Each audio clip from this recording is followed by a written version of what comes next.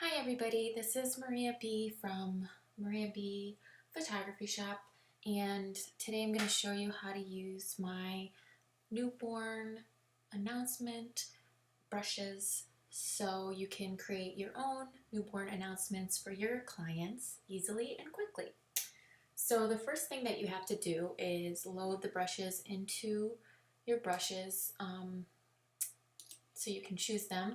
And the way you do that on Photoshop is you can click right here on this little gear in the corner of the menu and then load brushes. And then you just have to find them. So all you have to do is find wherever you downloaded them and click on the ABR file that will have MB at the beginning. All of my files always have MB at the beginning, so they're easy to find. And then load them in. I already have these loaded in. So I have a beautiful newborn picture here, gracefully provided to me by Roxanne of Photography Theoria. You should check her out on Facebook. So I'm going to just practice a little bit on this one so you guys can see how you use the brush and how to create a template. So my image here is 5 inches wide, and I want to make a square announcement. So what I'm going to do, there's a few ways I could do this. If you go to image canvas size, I could always just increase the canvas size so that the height is 5 inches. This little thing, it shows you which way the canvas is going to expand. So from here, it will go out on all sides. I want to expand it from the top down so that the extra canvas ends up down here.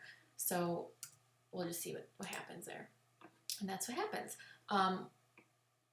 I had it set to this blue color, but in the menu, when you're expanding the canvas, you can choose black, white, or other color and choose whatever color you would like.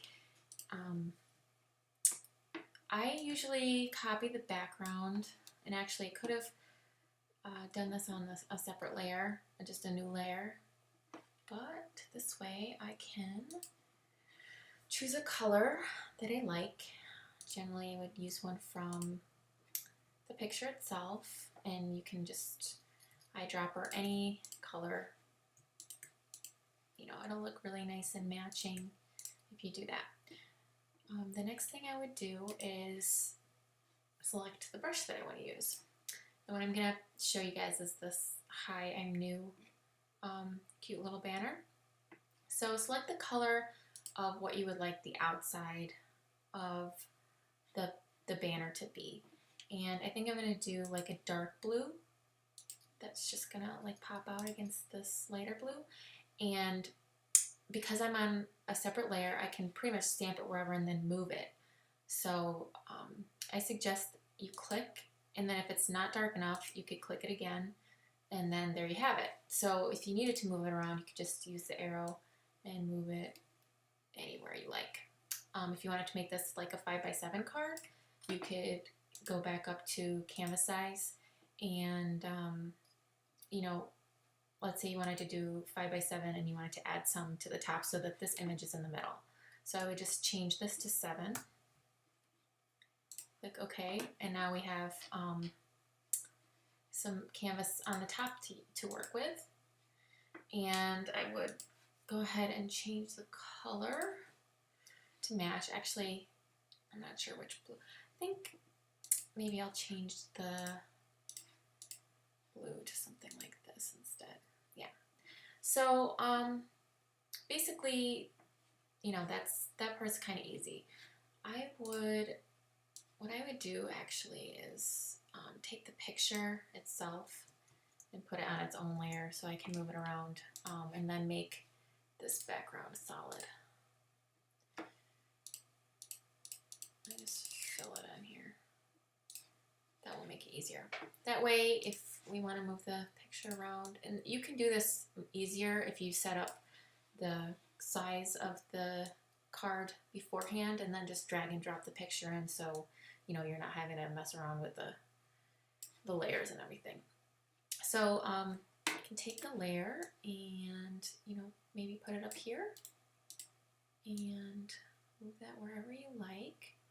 Okay, so the next thing you can do is, let's say you want to color in the background of this, and I've made all of the brushes have close up nicely so that you can actually just use the paint bucket tool. And I like how the white looks. Oops, I'm on the wrong layer. See? That's what happens. If you want to not do that, you can label this one so that you don't. So just click, click, click. And there you go. There's banner. So that's kind of the basic thing. If you want, you can, you know, add like a stroke, which is just a border around the outside of the image, and I would make it the same blue. I would do maybe a little thicker, and I don't want the blue edges to show, so I'm just going to make the picture bigger. Or you could just draw 2 lines across, or whatever you like. I generally like to do like a little bit of a pattern in the background, so I'll create a new layer, and you can pretty much do anything. I really like polka dots. You could do stripes. You could do like any really pattern that you like. I'm just going to choose a brush here and make it smaller. Something fun to do is go to the brush menu, and you can have it change like the size, for example. So every time you click, it will be a different size. That kind of makes it easier to like change it up a little bit without having to do all the work yourself. So I'm just going to choose that and do white, and then see how some of them are a little bit smaller and some of them are a little bit bigger, and just do that a little bit to get a cute little pattern, kind of a subtle pattern. And what I would do after this is probably lighten that a bit so it's not sticking out so much. So just go to opacity and turn it down a little. If you don't like that color and you want to do a different color, you can do a color overlay and change it to whatever you like. You know, do the dark blue again if you like. Kind of looks cute. You can always copy the layer and, you know, use the dots elsewhere so you don't have to keep doing dots, something like that. Oops. And you can make those dots a different color if you like. Color overlay, make them whiter. So it's kind of like gives you a little bit of variety. What I would do next is, you know, enter the little guy's information right here if you wanted it to be just a one-sided card. So I would just choose some text, and we're just going to do, this is a Matic. It's the same font that's used here, and probably make it a little smaller. So go to the size and make it a little smaller. And then, you know, whatever his name happens to be, looks like a Jackson. Oops. Okay, so if you have this problem, so to change the spacing of the letters, you have to go to the character menu, and I'm going to set it back to 0 because this is set up from another project I was doing. Okay, so, of course, should have deleted that first. So you choose whether you want it to be centered or, you know, off to the right or left, and you can change that here, or you can change that on the paragraph menu over here. So I'm just gonna do Jackson Peter Smith. If I want to make the words spread out a little more, I go to character, and I can, you know, do something like 75 or whatever you like. If you want them closer, you do the minus, and you can actually input pretty much any figure here. This is bolded, which I think you kind of need it. Then put in the other info, for example, the date, August 4th, 2014, 8:05 p.m., 7 pounds, 8 ounces, and 21 inches long. So then I would probably like make the Jackson bigger, maybe make it blue so it kind of sticks out more. Gonna have to make this, maybe make this a little smaller. Another thing you can do is change the spacing between. So right now it's 14, but if I wanted to make them a little closer, you know, I could put in 13. That way there's not as much space, but I kind of think that's too squished. So I'll put it back on auto.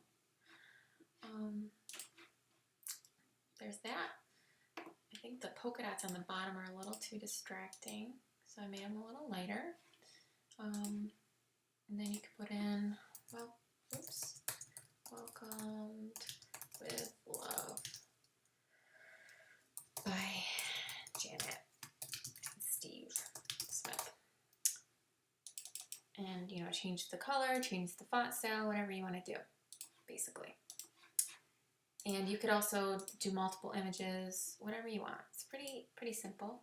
Then you just have to make sure that all of the edges would be within your lab's cropping guidelines. And I would just, you know, just do a JPEG, upload it, see if it fits. If it doesn't, then, you know, adjust everything accordingly. You know, you could always move everything up like that so that you can have more space. And that, and maybe make these little polka dots bigger so I don't have to really add anything to it. That's pretty easy. If you wanted to add like another little embellishment here, you could do like a rectangle of white and just put it like just behind his name so it stands out more. And why isn't that white? I'm gonna rasterize this. Paint it. Oops. And you know, I usually don't do the full opacity, but just kind of like gives it a little something extra design wise. And that's it. And that's how you use the brushes to create your own newborn template, custom for your customer. Hope you enjoyed it, and I'll see you next time. Bye-bye.